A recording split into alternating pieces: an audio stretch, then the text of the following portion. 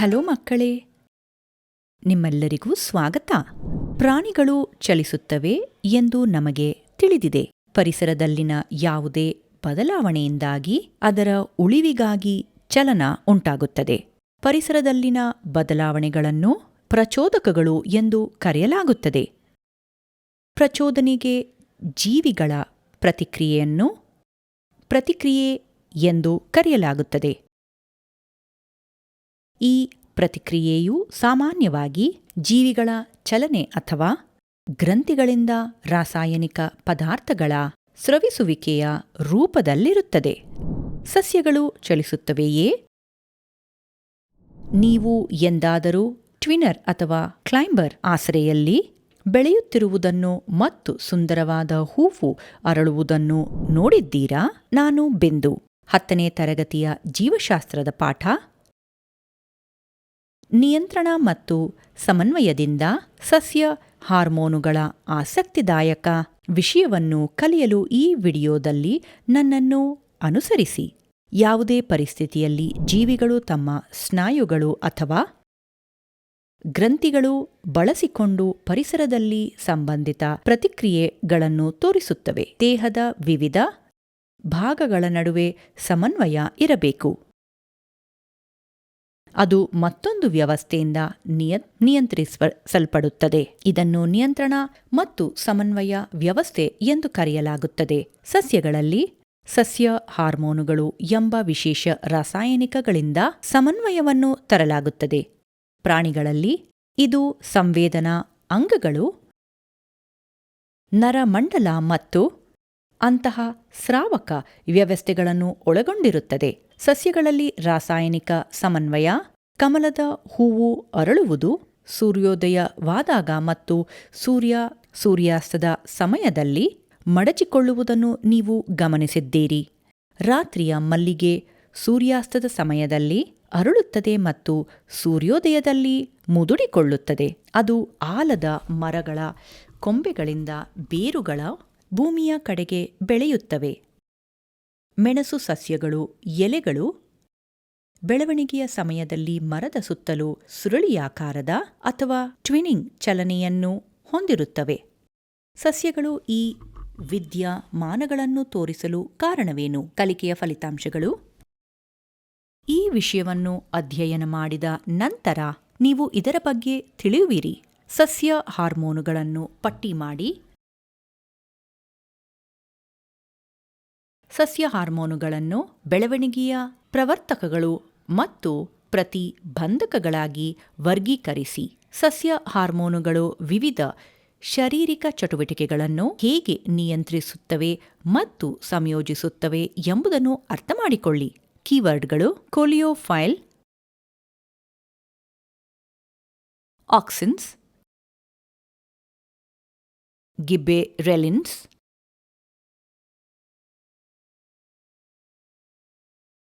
ಸೈಟೋಕಿನಿಕ್ಸ್, abscisic ಆಮ್ಲ,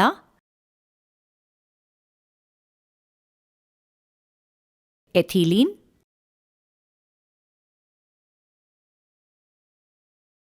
ಪಾರ್ಥೆನೋಕಾರ್ಪಿ, ಸೆನೆಸೆನ್ಸ್, ಅಬ್ಸಿಷನ್. ಸಸ್ಯ ಹಾರ್ಮೋನುಗಳ ಪರಿಕಲ್ಪನೆಯ ನಕ್ಷೆಯನ್ನು ನೋಡೋಣ.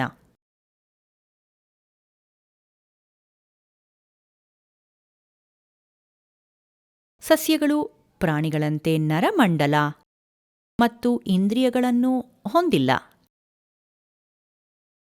ಆದಾಗ್ಯೂ ಸಸ್ಯಗಳು ಬೆಳಕು, ಗುರುತ್ವಾಕರ್ಷಣೆ, ರಾಸಾಯನಿಕಗಳು, ನೀರು ಮತ್ತು ಮಣ್ಣಿನಂತಹ ಪ್ರಚೋದಕ ಉಪಸ್ಥಿತಿಯನ್ನು ಗ್ರಹಿಸಬಹುದು ಮತ್ತು ಅವುಗಳಿಗೆ ಪ್ರತಿಕ್ರಿಯಿಸಬಹುದು. ಇವುಗಳ ಸಸ್ಯದ ಹಾರ್ಮೋನ್ಗಳಿಂದ ಬರುತ್ತವೆ. ಸಸ್ಯಗಳಲ್ಲಿ ಪ್ರತಿಕ್ರಿಯೆಯು ತುಂಬಾ ನಿಧಾನವಾಗಿದೆ. ಅದನ್ನು ತಕ್ಷಣವೇ ಗಮನಿಸಲಾಗುವುದಿಲ್ಲ, ಆದರೆ ಸ್ವಲ್ಪ ಸಮಯದ ನಂತರ ಪರಿಣಾಮವನ್ನು ಕಾಣಬಹುದು. ವಿವಿಧ ಪ್ರಚೋದಕಗಳಿಗೆ ಪ್ರತಿಕ್ರಿಯೆಯಾಗಿ ಸಸ್ಯಗಳ ಚಲನೆಯನ್ನು ಟ್ರೋಪಿಸಂ ಎಂದು ಕರೆಯಲಾಗುತ್ತದೆ. ಫೋಟೋಟ್ರೋಪಿಸಂ ಬೆಳಕಿನ ಕಡೆಗೆ ನಡೆಯುವ ಪ್ರತಿಕ್ರಿಯೆಯಾಗಿದೆ. ಜಿಯೋಟ್ರೋಪಿಸಂ ಗುರುತ್ವಾಕರ್ಷಣೆಯ ಕಡೆಗೆ ನಡೆಯುವ ಪ್ರತಿಕ್ರಿಯೆಯಾಗಿದೆ.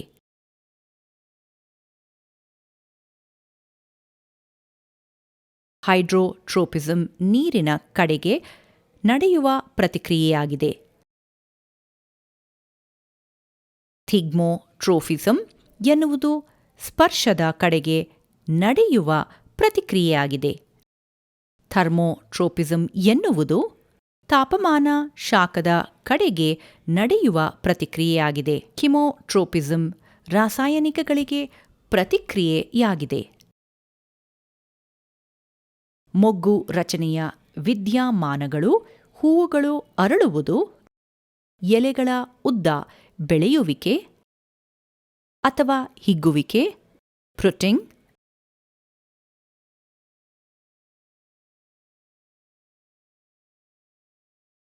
ಇಳಿ ಬೀಳುವಿಕೆ ಮತ್ತು ಎಲೆಗಳು ಬೀಳುವಿಕೆ ಮತ್ತು ಹಣ್ಣುಗಳು ಹಣ್ಣಾಗುವುದು ಕಾಲೋಚಿತ ಬದಲಾವಣೆಗಳಿಂದ ಸಂಭವಿಸುತ್ತದೆ.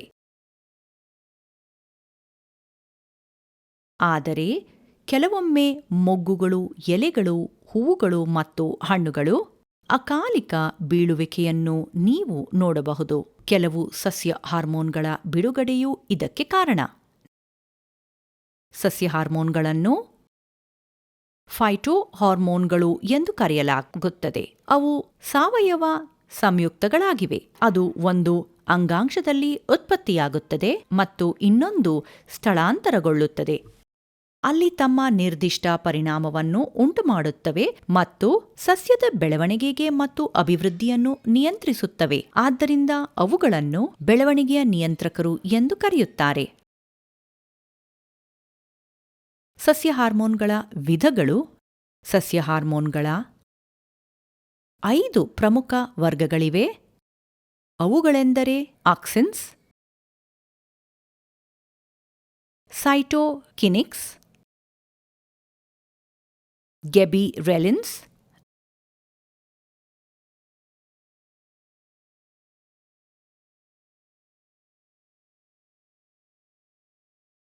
ಅಬ್ಸಿಸಿಕ್ ಆಸಿಡ್ ABA, ಎಥಿಲೀನ್,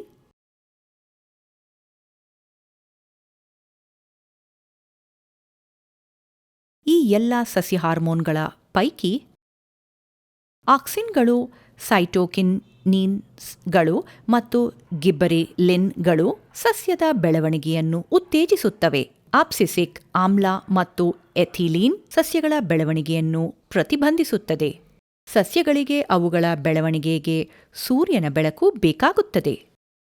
ಸೂರ್ಯನ ಬೆಳಕಿನಿಂದ ದೂರವಿರುವ ಸಸ್ಯಗಳು ಸೂರ್ಯನ ಬೆಳಕಿಗೆ ಒಲವು ತೋರುತ್ತವೆ ಅಥವಾ ಬಾಗುತ್ತದೆ. ಇದು ಹೇಗೆ ಸಾಧ್ಯ? ಆಕ್ಸಿನ್ಗಳು ಸೂರ್ಯನ ಬೆಳಕಿಗೆ ಪ್ರತಿಕ್ರಿಯೆಯನ್ನು ತೋರಿಸಲು ಕಾಂಡದ ಬಾಗುವಿಕೆಯ ಮೇಲೆ ಕಾರ್ಯನಿರ್ವಹಿಸುತ್ತವೆ. ಹೆಚ್ಚು ಆಕ್ಸಿನ್ ಕಾಂಡದ ಬೆಳಕಿನ ಪ್ರಕಾಶಿತ ಭಾಗದಲ್ಲಿ ಸಂಗ್ರಹಿಸುತ್ತದೆ. ಆದ್ದರಿಂದ ಆ ಬದಿಯಲ್ಲಿ ಜೀವಕೋಶಗಳು ವೇಗವಾಗಿ ಬೆಳೆಯುತ್ತವೆ. ಎದುರು ಭಾಗದಲ್ಲಿ ಕೋಶಗಳು ಕಾಂಡವನ್ನು ಬೆಂಡ್ ಮಾಡಲು ನಿಧಾನವಾಗಿ ಬೆಳೆಯುತ್ತವೆ. ಚಾರ್ಲ್ಸ್ ಡಾರ್ವಿನ್ ಮತ್ತು ಅವರ ಮಗ ಫ್ರಾನ್ಸಿಸ್ ಡಾರ್ವಿನ್ ಫೋಟೋಟ್ರೋಪಿಸಂನಲ್ಲಿ ಕೆಲವು ಪ್ರಯೋಗಗಳನ್ನು ಮಾಡಿದರು. ಅವರು ಕಾಂಡದ ತುದಿಯ ಟರ್ಮಿನಲ್ ಭಾಗವನ್ನು ಲೋಹದ ಹಾಳೆಯ ಸಿಲಿಂಡರ್ನೊಂದಿಗೆ ಕೋಲಿಯೋಫೈಲ್ ಅನ್ನು ಮುಚ್ಚಿದರು. ಬದಿಯಿಂದ ಬರುವ ಬೆಳಕಿಗೆ ಸಸ್ಯವನ್ನು ಒಡ್ಡಲಾಗಿತ್ತು ಮತ್ತು ಮೊಳಕೆ ಬಾಗುವುದು ಸಂಭವಿಸಲಿಲ್ಲ. ಸಿಲಿಂಡರ್ ಅನ್ನು ಭೇದಿಸಲು ಬೆಳಕನ್ನು ಅನುಮತಿಸಿದರೆ ಬಾಗುವುದು ಸಾಮಾನ್ಯವಾಗಿ ಸಂಭವಿತು. ಮೊಳಕೆಗಳನ್ನು ಪಾರ್ಶ್ವದ ಬೆಳಕಿಗೆ ಮುಕ್ತವಾಗಿ ಒಡ್ಡಿದಾಗ ಕೆಲವು ಪ್ರಭಾವ ಮೇಲಿನಿಂದ ಕೆಳಗಿನ ಭಾಗಕ್ಕೆ ಹರಡುತ್ತದೆ ಮತ್ತು ವಸ್ತುವು ಬಾಗಲು ಕಾರಣವಾಗುತ್ತದೆ ಎಂದು ಅವರು ಹೇಳಿದರು. 1926ರಲ್ಲಿ ಡಚ್ ಸಸ್ಯ ಶರೀರ ಶಾಸ್ತ್ರಜ್ಞ ಎಫ್.ಡಬ್ಲ್ಯೂ. ವೆಂಟ್ ಈ ಪ್ರಭಾವಗಳನ್ನು ಅದನ್ನು ಉತ್ಪಾದಿಸಿದ ಸಸ್ಯದಿಂದ ಪ್ರತ್ಯೇಕಿಸುವಲ್ಲಿ ಯಶಸ್ವಿಯಾದರು. ವೆಂಟ್ ಓಟ್ ಮೊಳಕೆಗಳಿಂದ ಕೊಲಿಯೋಫೈಲ್ ತುದಿಗಳನ್ನು ಕತ್ತರಿಸಿದರು. ಅವರು ಅಗರ್ನ್ ಸೈಲ್ಸ್ ತುದಿಗಳನ್ನು ಇರಿಸಿದರು ಮತ್ತು ಅವುಗಳನ್ನು ಸುಮಾರು 1 ಗಂಟೆಗಳ ಕಾಲ ಬಿಟ್ಟರು. ನಂತರ ಅವರು ಅಗರ್ ಅನ್ನು ಸಣ್ಣ ಬ್ಲಾಕ್ಗಳಾಗಿ ಕತ್ತರಿಸಿ ಶಿರಛೇದಿತ ಸಸ್ಯಗಳ ಪ್ರತಿ ಸ್ಟಾಂಪ್ ಒಂದು ಬದಿಯಲ್ಲಿ ಒಂದು ಬ್ಲಾಕ್ ಅನ್ನು ಇರಿಸಿದರು.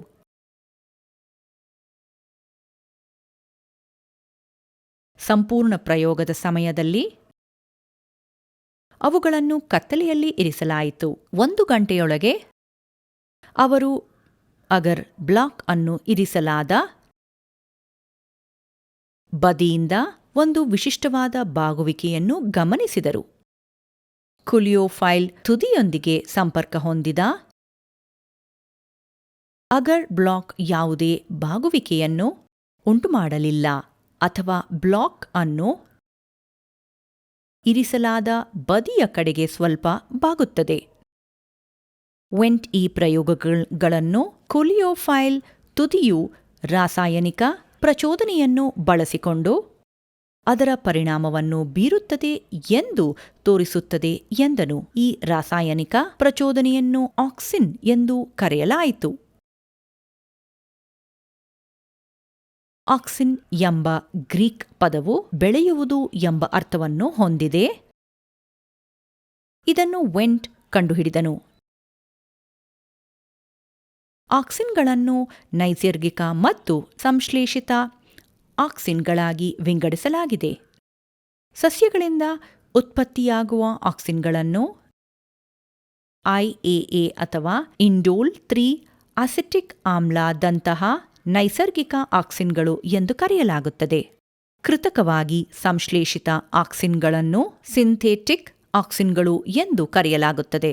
2,4-ಡಿ ಅಥವಾ 2,4 ಡೈಕ್ಲೋರೋಫೆನಾಕ್ಸಿ ಅಸಿಟಿಕ್ ಆಸಿಡ್ ಸೈಟೋಕಿನ್ಗಳು. ಸೈಟೋಸ್ ಎಂದರೆ ಕೋಶ ಮತ್ತು ಕೆನೆಸಿಸ್ ಎಂದರೆ ವಿಭಜನೆ. ಇವು ಸಸ್ಯದ ಹಾರ್ಮೋನ್ಗಳು. ಸಸ್ಯಕೋಶಗಳಲ್ಲಿ ಜೀವಕೋಶ ವಿಭಜನೆ ಅಥವಾ ಸೈಟೋಕಿನೆಸಿಸ್ ಅನ್ನು ಉತ್ತೇಜಿಸುತ್ತವೆ. ಇದನ್ನು ಮೊದಲು ಹೆರಿಂಗ್ ಮೀನಿನ ವೀರ್ಯದಿಂದ ಪ್ರತ್ಯೇಕಿಸಲಾಯಿತು. ಜಿಟೀನ್ ಎಂಬುದು ಜಿಯಾ ವೇಸ್ನಿಂದ ಪ್ರತ್ಯೇಕಿಸಲ್ಪಟ್ಟ ಸೈಟೋನಿಕಿನ್ ಆಗಿದೆ. ತೆಂಗಿನಕಾಯಿಯ ದ್ರವ ಎಂಡೋಸ್ಪರ್ಮ್ನಲ್ಲಿ ಸೈಟೋಕಿನಿನ್ ಹೇರಳವಾಗಿ ಕಂಡುಬರುತ್ತದೆ. ಗೆಬ್ಲಿರೆಲಿನ್ಗಳು ಹೆಚ್ಚು ಹೇರಳವಾಗಿ ಕಂಡುಬರುವ ಸಸ್ಯ ಹಾರ್ಮೋನ್ಗಳು. ಕುರೋಸಾವ ಭತ್ತದ ಬೆಳೆಗಳಲ್ಲಿ ಬಕಾನೆ ರೋಗ ಅಥವಾ ಮೂರ್ಖ ಮೊಳಕೆ ರೋಗವನ್ನು ಗಮನಿಸಿದರು. ಅಕ್ಕಿಯಲ್ಲಿನ ಈ ಅಂತರಾಳದ ಉದ್ದನೆಯು ಗಿಲ್ಬರೆಲ್ಲಾ ಫ್ಯೂಜಿಕೋರೋಯ್ ಎಂಬ ಶಲೀಂಧ್ರದಿಂದ ಉಂಟಾಗುತ್ತದೆ.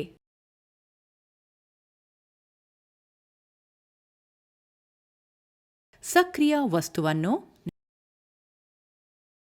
ಗೆಲ್ಬೆರಿಲಿಕ್ ಆಮ್ಲ ಎಂದು ಗುರುತಿಸಲಾಗಿದೆ. ಅಬ್ಸಿಸಿಕ್ ಆಮ್ಲ ABA ಬೆಳವಣಿಗೆಯ ಪ್ರತಿಬಂಧಕವಾಗಿದ್ದು ಅದು ಅಬ್ಸಿಷನ್ ಮತ್ತು ಸೂಕ್ತತೆಯನ್ನು ನಿಯಂತ್ರಿಸುತ್ತದೆ. ಇದು ವಿವಿಧ ರೀತಿಯ ಒತ್ತಡಗಳಿಗೆ ಸಸ್ಯಗಳು ಸಹಿಷ್ಣುತೆಯನ್ನು ಹೆಚ್ಚಿಸುತ್ತದೆ. ಇದನ್ನು ಒತ್ತಡದ ಹಾರ್ಮೋನ್ ಎಂದು ಕರೆಯುತ್ತಾರೆ. ಇದು ಸಸ್ಯಗಳ ಕ್ಲೋರೋಪ್ಲಾಸ್ಟ್ನಲ್ಲಿ ಕಂಡುಬರುತ್ತದೆ. ಎಥಿಲೀನ್. ಎಥಿಲೀನ್ ಒಂದು ಅನಿಲ ಸಸ್ಯ ಹಾರ್ಮೋನ್. ಇದು ಬೆಳವಣಿಗೆಯ ಪ್ರತಿಬಂಧಕವಾಗಿದೆ. ಇದು ಮುಖ್ಯವಾಗಿ ಹಣ್ಣುಗಳು, ಪಕ್ವತೆ ಮತ್ತು ಹಣ್ಣಾಗುವಿಕೆಗೆ ಸಂಬಂಧಿಸಿದೆ.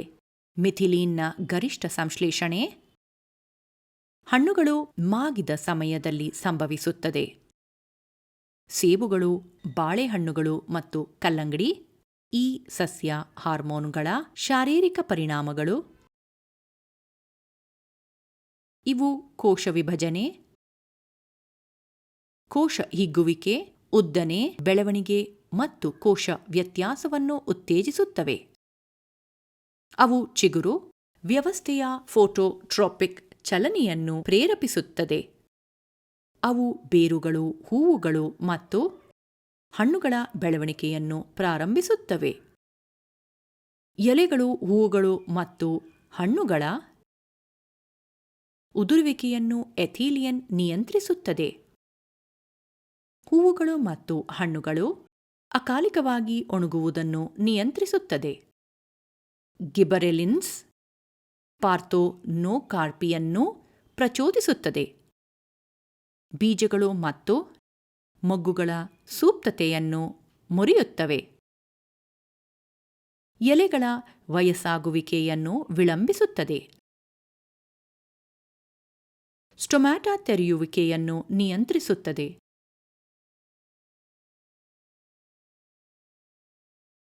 ಸಸ್ಯ ಹಾರ್ಮೋನ್ಗಳ ಸಾಮಾನ್ಯ ಕ್ರಿಯೆಗಳಿಗಾಗಿ ಇಲ್ಲಿ ನೀಡಲಾದ ಕೋಷ್ಟಕವನ್ನು ಗಮನಿಸಿ. ನೆನಪಿಡುವ ಅಂಶಗಳು: ಸಸ್ಯಗಳ ಬೆಳಕು, ಗುರುತ್ವಾಕರ್ಷಣೆ, ರಾಸಾಯನಿಕಗಳು, ನೀರು ಮತ್ತು ಮಣ್ಣಿನಂತಹ ಪ್ರಚೋದಕಗಳ ಉಪಸ್ಥಿತಿಯನ್ನು ಗ್ರಹಿಸಬಹುದು ಮತ್ತು ಅವುಗಳಿಗೆ ಪ್ರತಿಕ್ರಿಯಿಸಬಹುದು. ವಿವಿಧ ಪ್ರಚೋದಕಗಳಿಂದ ಪ್ರತಿಕ್ರಿಯೆಯಾಗಿ ಸಸ್ಯಗಳ ಚಲನೆಯನ್ನು ಟ್ರೋಪಿಸಮ್ ಎಂದು ಕರೆಯಲಾಗುತ್ತದೆ. ಸಸ್ಯ ಹಾರ್ಮೋನ್ಗಳನ್ನು ಫೈಟೋ ಹಾರ್ಮೋನ್ ಎಂದು ಕರೆಯುತ್ತಾರೆ.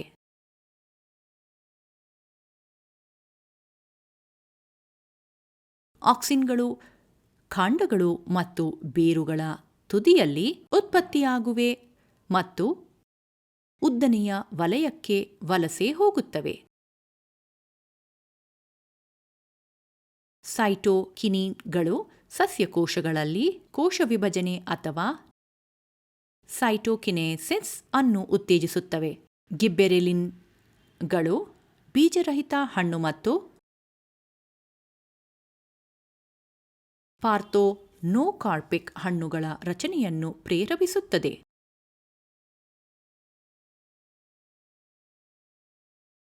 ಆಬ್ಸಿಸಿಕ್ ಆಮ್ಲವು ಬೆಳವಣಿಗೆಯ ಪ್ರತಿಬಂಧಕವಾಗಿದ್ದು ಅದು ಅಬ್ಸಿಷನ್ ಮತ್ತು ಸುಪ್ತತೆಯನ್ನು ನಿಯಂತ್ರಿಸುತ್ತದೆ ಮತ್ತು ವಿವಿಧ ರೀತಿಯ ಒತ್ತಡಗಳಿಗೆ ಸಸ್ಯಗಳ ಸಹಿಷ್ಣುತೆಯನ್ನು ಹೆಚ್ಚಿಸುತ್ತದೆ. ಎಥಿಲೀನ್ ಎಂಬುದು ಹಣ್ಣುಗಳ ಪಕ್ವತೆ ಮತ್ತು ಪಕ್ವಗೊಳಿಸುವಿಕೆಯಲ್ಲಿ ಒಳಗೊಂಡಿರುವ ಅನಿಲವಾಗಿದೆ.